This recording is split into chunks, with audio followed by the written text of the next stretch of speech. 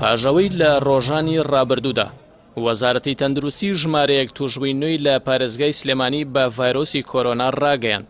وەزارەتی ناوخۆی حکوومەتی هەرێم دووبارە بڕیاری قەدەغەی هاتوچۆی لە سەرجەم پارێزگە و ئیدارەکان لە هەر سێ ڕۆژی جەژندا بۆ 72 کاتژمێر ڕاگەیاند. وەزارەتی ناوخۆ ڕاگەیاندراوی بڵاو کردەوە کە 10 بڕیاری لەخۆ گرتووە. تێیدا ئاماژە بەوە کراوە بڕیاری ژمارە 34 کە تایبەتە بە ڕاگررتنی قەدەغەی هاتوچۆ کە لە یەکەم ڕۆژی جەژنی ڕەمەزانی پیرۆز دەست پێ دەکات تا کۆتا ڕۆژی جەژن و لە نێوان پارێزگاکان بەردەوام دەبێت. هەروەک بڕیار دراوە بە ڕاگررتنی هاتوچۆ بە شێوەیەکی تەواو لە سەرجەم پارێزگاکانی هەولێر و سلێمانی و دهۆک و هەڵەبجە و ئیدارە سەربەخۆکانی ڕاپەڕین و گەرمیان و هەموو یەکە کارگێڕیەکان بۆ ماوەی 72 کاتژمێر.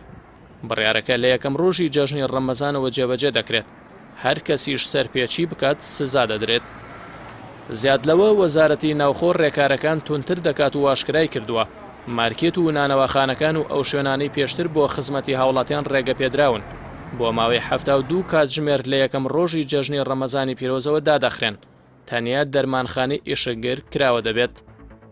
وەزارەتی ناوخۆی هەرێم جەختیش دەکاتەوە ڕێگە تەنیا بە هاتوچۆی ئۆتۆمبیلی هێزەمنیەکان و تیمە تەندروستیەکان و ئەمبوڵانس و ئەوانەی لە ئەرکی فەرمیدان دەدرێت.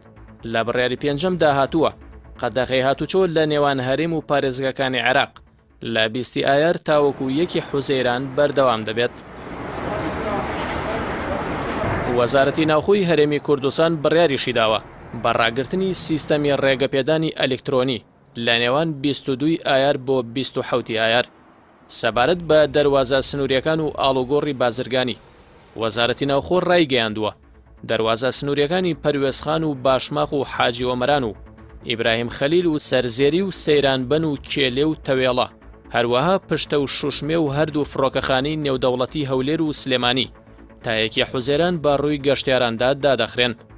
هاوکات بەپی ڕێنمایەکانی پێشتر ئاڵوگۆڕی بازرگانی لە دەروازە سنووریەکان و نێوان پارێزگە و ئیدارە سەربەخۆکان بەردەوام دەبێت. وەزارەتی ناوخۆی هەرێمی کوردستان ئاماژەی بەوەش داوە ژووری ئۆپەراسیۆن لە پارێزگاکان و ئیدارە سەربەخۆکان ڕێکاری پێویست بۆ جێبەجێکردنی بڕیارەکان دەگرنە بەر. ڕاگەیاندراوەکەی وەزارەتی ناوخۆی هەرێم دوای ئەوە دێت ڕۆژی دووشەمە وەزارەتی تەندروستی هەرێم ڕایگەیاند لە ئەنجامی پشکنینەکاندا 10 توشبووی دیکەی ڤایرۆسی کۆرۆنا لە پارێزگای سلێمانی تۆمار کراون. هەروەک 16 مانگیش 7 توشبووی دیکەی لە سلێمانی ڕاگەیاند.